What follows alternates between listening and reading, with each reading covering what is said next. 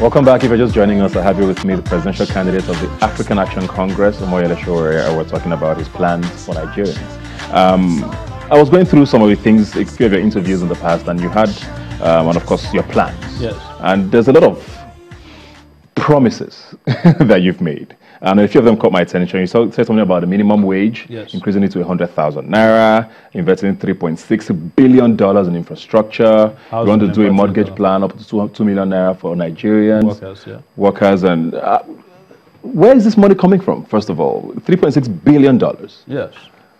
Where is this money coming from? It's coming from the Nigerian economy. What has been happening for a long time is that we've been spending billions servicing greedy people. And I'll give you an example.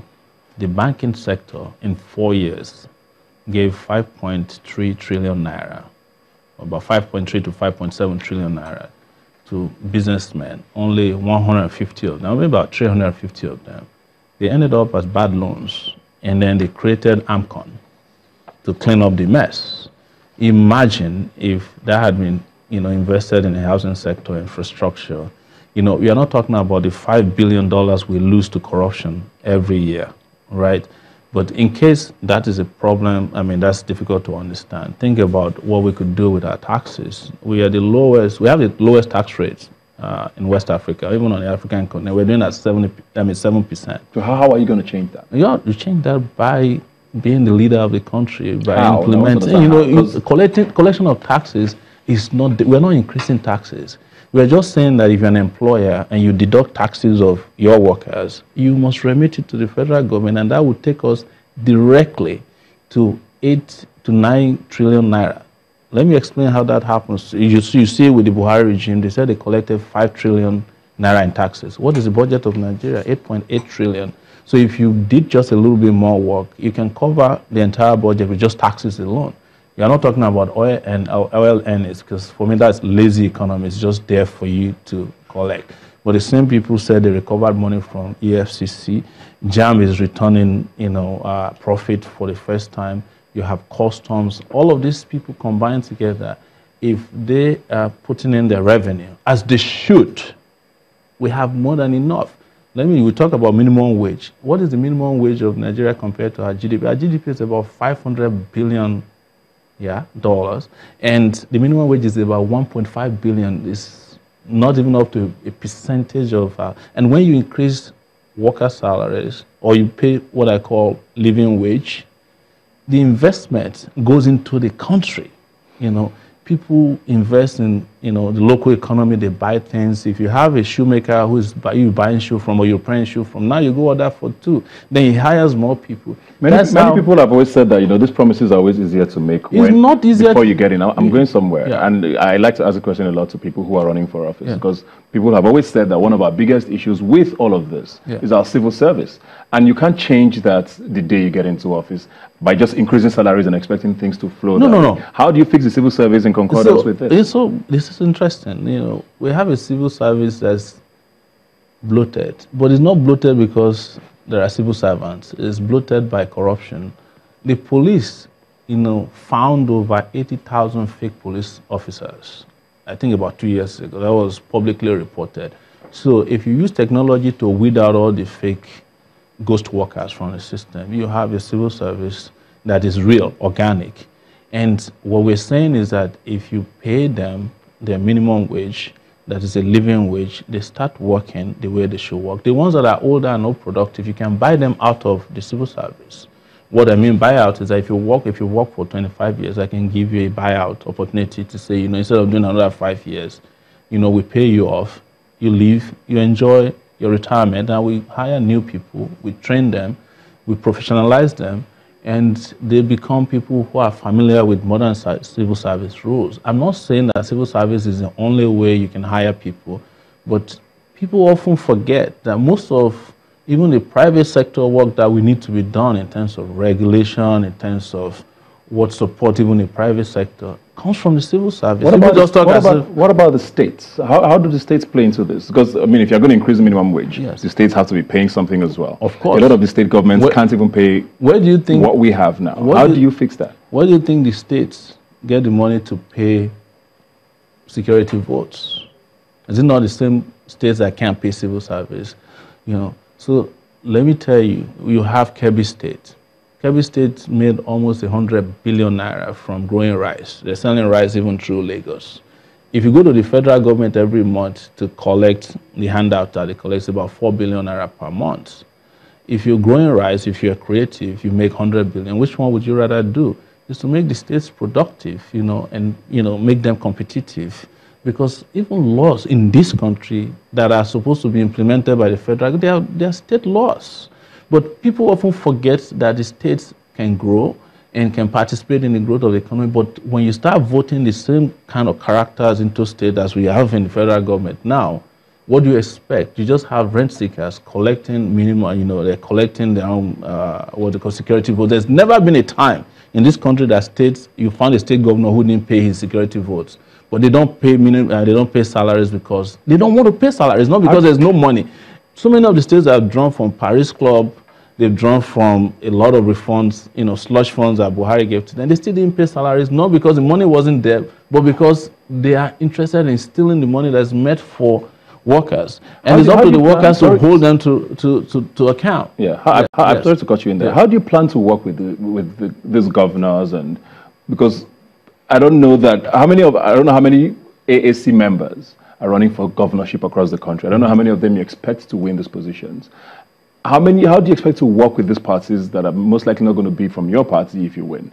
Also with the National Assembly, because these are things that a lot of politics then has to come in, which is why sometimes work doesn't get done. Even in advanced democracies, we see that where there's a different party in government from people who they should be working with, and nothing gets done. So how are you going to do all of these grand things? We've even seen constitutional reforms. We've seen all the bottlenecks we went through with that, with two parties that are basically have the spread that they should have. How do you plan to do all of this? So not disappoint Nigerians? No, I'm not going to disappoint Nigerians. Nigerians are electing a president who is coming to change Nigeria, and Nigerians are standing by their president. The APC has shown to us, that's the ruling party we have now, that even if you have all your members spread in majority in any of these, houses, legislative and National Assembly, it's not going to guarantee you cooperation. But what will guarantee you cooperation is the aspiration of the people to have a different life, to have a different government, to have progress in their life, prosperity, and have peace. And I'm working with the people. I'm not going to be talking here about being held to ransom by members of the National Assembly, because if that argument were to be true and valid, then we might as well just, hand over to them and say, well, it's not possible to ever find. No, but it's a valid fact. It is a valid. What I'm saying is that it's up to the people to also vote for these people, our members who are out there running for different positions. We have governors running in states. We have members of House of Representatives, senators running. We have House of. Do you realistically see them winning? Absolutely. Why not? It's up to people to vote for them. Why not? Nobody knew that APC members could win 4 years ago. They were set up by December of 2014. APC just had a presidential candidate. They won an election 2 months later. That's what Buhari was produced in December 2014. You talk about the APC now. Yes. We know how they came to be. There were coalitions made. Why haven't you tried that route? I mean, there's, I want to believe, 70 or 69 other parties besides the two main ones that you could have had conversations with. Have you tried to have these conversations? I've been to 3 meetings with 3 out of 69? No. Not all the parties who presented presidential candidates are actually running. That you should know. And they are not pretending about it. A lot of them just, they want to have it on their CV. So who have you had meetings with? I've had meetings with Kingsley Moghalu, had with Fela Durotoye, I've had with Kubese when he was running, I had with Obi, I had with... what came out of them? Well, we left the place unable to agree on who should be a consensus candidate. Would you be willing to step down for any of them? It's not about stepping down. It's about finding somebody who can carry my aspirations to the presidency. If I find that person, we have the conversation. Stepping down is the last thing that should be discussed. So that was what killed PACT. It was that they started discussing stepping down when they hadn't even found a candidate first. So you didn't find any of these qualities in any of these people? No, look, you're talking about coalition now. You are looking at coalition from a structural standpoint. You're not looking at it from a philosophical standpoint, that there's a coalition of Nigerians out there already who are coalescing under our party. And they are the same people that you find in coalitions that are structural. Even after you form a structural coalition, you still need the political parties to agree with the candidates.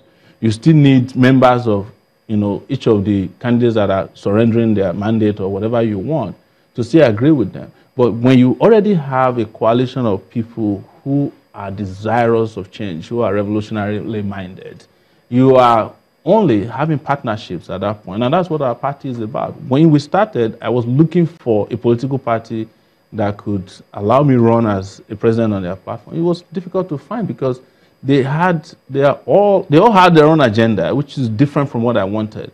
And when we started our own party, we didn't have much difficulties in pushing forward. And within a short time, the shortest time possible, our party became the most popular party in this country, new party. It was just about 5 months ago that AAC was Why did you leave it too late, though? Do you think that's a good way to go about running for office? There's never a late time. It's never too late to aspire for freedom. It's never too late. People plan revolutions in days, and they happen. We didn't leave it too late. We started at a time we feel is the best time to strike, and you are seeing the results. Looking realistically, people who have been around before us can't even compete with us. Looking realistically, and I want you to be honest with me. You look at the APC and the PDP. Yes. You've had conversations across the country. You see, you're on social media very active. You see the kind of conversations that go on there. Do you honestly think you stand a chance? Absolutely. I honestly and absolutely know that I stand a chance. And we've seen it happen even with the debate they did yesterday. I was skimmed out of it, but since you mentioned social media, when the debate was done, I was trending on Twitter. So you find somebody who didn't debate trending, that tells you something. So all these things count for something because people are connecting with the social messaging that we have out there about the different kind of politics that we're challenging the status quo. And I've done debates with a lot of these candidates, and my message is different, and it was clear. It was laconic, that this is what Sowore wants to do, and we're referring to some of them here about minimum wage, about security, about infrastructure, about how the country can change. What you need to challenge me on is if these things can be done. I've said it, that it can be done, that we can have a minimum wage as a living wage, that we can double our infrastructure, that we can invest 3.6 billion naira in housing, and that we can have a mortgage system in which an average worker can take 2 million naira in mortgage, and with 100,000 they can pay 20,000 every month and be able to pay back their mortgage and actually build a house and also use that as a collateral. Nobody could fault that. Not even the economists who are younger could fault this when we had to debate it on TV or one-on-one. So we've discussed all of this and come to the conclusion that we have a different, solid message that can take this country to a different level. And I'm not talking about next level now, because that's a fraud. And I say that with due respect to whomever designed that, but the highest level. But we can choose to remain where we are, be afraid, be complacent, and be complicit in some ways, in worsening our conditions, or decide that there is a way out and a different way out, and we have clearly stated what the way out is: out of poverty in this country, out of the oppressive system, and the implicit destruction of our value system and our persons and our dignity. And the moment we decide that, we'll be free. The next day, you'll never hear about APC or PDP again, because they have already shot themselves in the foot. At any rate, they are just a facade. We went around this country, we couldn't find any structure anywhere where people really believed in it. If they did, they won't need to buy votes. All right, we're going to take a break now, and when we come back, we'll conclude our conversation. Please don't go. All right, welcome back. We're about to conclude our conversation here with Sowore, who's running for president of the Federal Republic of Nigeria. And what happens if you don't win? What are your plans? I cannot imagine that we don't win this election, and because we've done. So you're not preparing at all for that outcome, isn't that? Well, it depends on what is victory for us, and the outcome, in my view, would be total win for all of us, because no matter what we get at the end of this, there is a lot of things that people have learned that cannot be unlearned. There are a lot of things that would have happened that can never be changed ever again. So this is more a learning curve for you? It's not a learning curve. That's why let's be very clear. I'm just saying that there are a lot of parameters that's coming into play now. But the ultimate goal is to defeat the old order. And that is no way. That victory is non-negotiable. Is a coalition still an open possibility for you? Well, we are open to people who want to join us. Do you think it's a good idea? I mean, as much as it's a multi-party democracy, and Nigeria there's so many Nigerians, so we should have as many parties as possible. But don't you think 72 is a lot? Like I'm saying, I have met a few of them, and I have not met more than maybe 7 presidential candidates. I've met presidential candidates who greet me and say, Mr. President, I say, and they introduce themselves as, oh, I'm also running. And I say, which party? I say, don't worry. Because they're absolutely not. I'd like to know who that is. Go ahead. Not a few of them. So, have you met Mr. President? The president of Nigeria? Yes. I've never met him before. I turned down the opportunity to meet him in New York in 20. I think after he won, I came to the United Nations. Why did you turn down? I just felt that that was not what I'm about. I didn't need to meet him to do what I need to do. I've never met a Nigerian president. You still don't plan on meeting him if he invites you? During the handing over, we'll meet. Yes, because he has to hand over to us. And at that time, we'll meet. Would you be willing to work with his government if he invites you? No, if I wanted to work with government. Or any government? No, if I wanted to work with government, I would have worked with several governments. I've been around for 30 years. I'm not looking for a government position. I've always created my own jobs, and career. But you want to help Nigeria, right? I'm helping Nigeria in a lot of capacity. I've always done what I can to help this country and help myself, because it will sound arrogant if you say you're helping Nigeria as if you are the only person. I'm helping myself. If Nigeria becomes a better country today, I'm doing it for myself, I'm doing it for my children, I'm doing it for my family. So nobody should be going around thinking that you have this messianic, mentality. You're helping Nigeria. What does that mean? You're helping yourself. I want to live in this country in a safe, sound, healthy society. I don't want to live in America anymore, And I know a lot of people who are out there who are tired of living outside. Do you think that's a disadvantage? That I stayed in the U.S.? No, I think it's an exposure. And it made me just see the best of all worlds and probably the worst. You don't think you were out of touch at some point? No, not at all. Or too comfortable? I was the one providing news to people who are here for 12 years. You have to be in touch to be a person breaking news for Nigerians when they are asleep.